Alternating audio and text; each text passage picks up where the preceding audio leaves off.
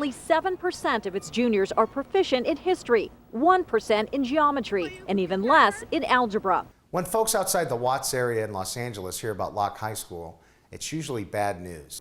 The state ranks schools from 1 to 10, with 10 being the highest. Locke has a state rank of 1. Vicky Reyes has 2 daughters who attend Locke. After dropping in on class, she learned why the school scores so low. Class was just like a zoo. The kids were running around. They just do whatever they want to do in the classroom. And the teacher was just sitting there reading a book. Most of the times, if we weren't teaching ourselves, we weren't learning at all. Locke has long been at the bottom in academics and at the top for violence. There were sets of gangs who ran the campus. When Frank Wells became principal of Locke, he says gangbangers did all kinds of things to students, ranging from robbing them at gunpoint to knife point to beating them up. Wells was determined to turn Locke around. Step 1 was calming the violence. If you got into it, Dr. Wells would take care of you when it first happens. He would nip it at the bud before it grew into a larger problem. But when Wells continued to push reform, he ran into what he calls a brick wall. I began to require teachers to bring lesson plans to school every week because I wanted to see their lesson. The teachers union filed a grievance against me, tried to stop me from requiring teachers to come to school prepared to teach kids. Pay us now! Pay us now! At this school board meeting, UTLA, the local teachers union, was protesting a payroll blunder in which teachers were paid incorrect amounts for several pay periods. The Locke controversy was also on their minds. What Frank wanted to do was get rid of all the teachers that disagreed with him. Matt Taylor is the union rep for the area that includes Locke High. What is a bad teacher? A teacher who doesn't go along with the status quo. Those teachers who refuse to perform, who refuse to come to school prepared for our kids, I had concerns with. The major problem with Locke was Frank Wells. Because in order to even get a teacher to be seriously considered for termination, you have to have 3 years of perfect documentation on their insufficiencies. And that's just the beginning of the process. It can take possibly 100+ years to fire all the bad teachers. Turns out it takes much less time to get rid of some principals. We were calling for Frank's removal for a couple years. In May, the Los Angeles Unified School District stripped Frank Wells of his duties. The district sent 3 police officers and an associate superintendent of schools to the school site to escort me off campus and demand my keys. Now, how could that happen? Wells says that it was payback for his support of a bold plan that would have yanked control of Locke High School away from the district and the teachers union. The plan was inspired by this guy, Steve Barr. I had a dinner with Frank Wells. We hit it off. Green Dot had a history of success in its schools with like population. Green Dot is a nonprofit organization headed by Barr. It runs 10 charter schools in some of LA's poorest areas. We go into areas, very simply, that have 60–70% dropout rates, and we reverse that achievement gap. We retain and graduate 80–90% of the kids that come in. Charter schools are public schools run by private companies or nonprofits like Green Dot.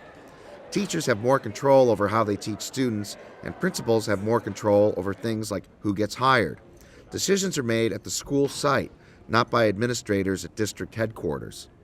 You got 30,000 people that work at LA Unified, for example, that don't work at school sites. They're not teachers, or they're not support people for teachers. Barr's office overlooks district headquarters, but he's not interested in paying for a skyscraper or lots of administrators. Instead, he pays teachers more.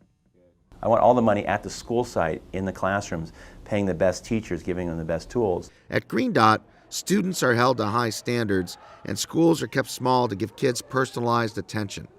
The idea is to borrow what works in the most expensive private schools.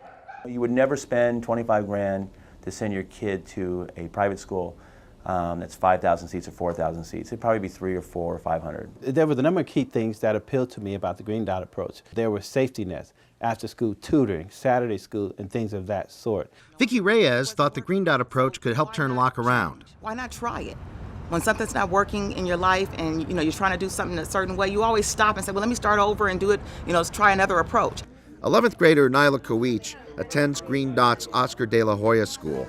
She transferred from a traditional public school, but still keeps in touch with friends there. If I tell them something like, oh, I'm learning about this, about that, like, oh, how could you get that? It's like really hard. And I'm like, well, not really, just like is how the teachers explain it and everything. Nyla says there were lots of gangs in her old school, but not here. There's no gangs here. It's really hard for us to have a gang if anybody wanted one. And I don't think anybody would want one because everybody knows each other well. At first, Nyla didn't want to transfer schools, but now she's glad her mom convinced her to give Green Dot a shot. It's really sad that these parents have been manipulated by snake oil salesmen like Steve Barr. But Steve Barr has plenty of critics.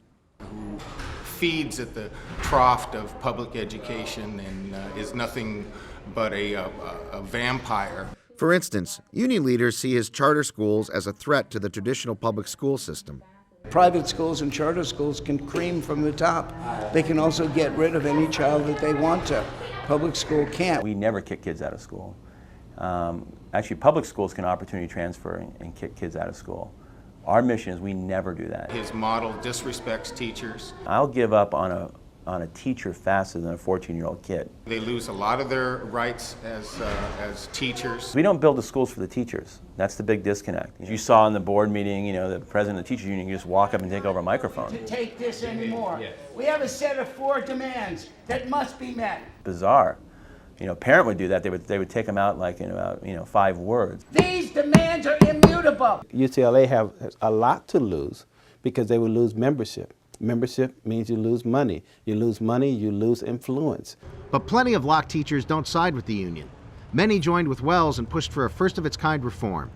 They wanted Locke to break free from the district and transform into a cluster of small Green Dot schools. To do that, they would need a majority of Locke teachers to sign on to the plan. Within 3 or 4 hours, the teachers went and after school got the majority of the teachers to sign this thing, and Locke High School was in play. That's when the district struck back and turned Principal Wells into former Principal Wells. Vicki Reyes couldn't believe it. It was terrible. And it had an impact on the children, which made the children kind of like go into a frenzy. They just went crazy. The school had a riot the next day. This is somebody that finally cares about them. When they was taking Dr. Wells off the campus, I started crying because I felt like, what is this school going to be without him? For the rest of the year, Wells was ordered to report to a district office. 7, they gave me a cubicle next to the restrooms at $600 a day to sit and do it nothing. The post-petition fallout continued.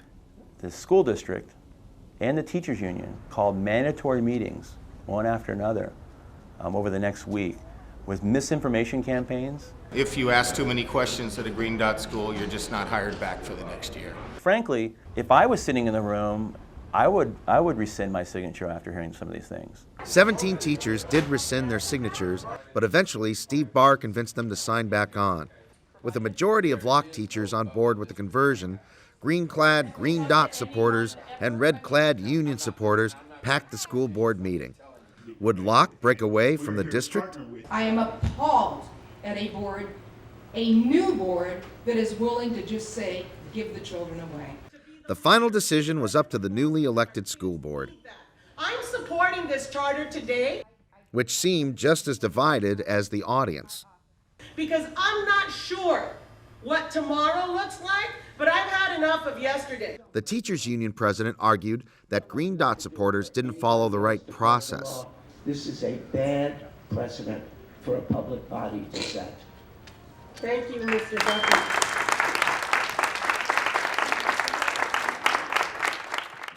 Steve Barr watched anxiously. So did Frank Wells. Vicki Reyes brought her daughters and niece to the meeting to speak out in support of Green Dot. Teachers, parents, board members, president, superintendent, everybody, help our students. All right.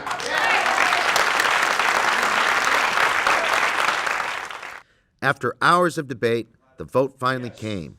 Would Locke be set free? Great things, yes.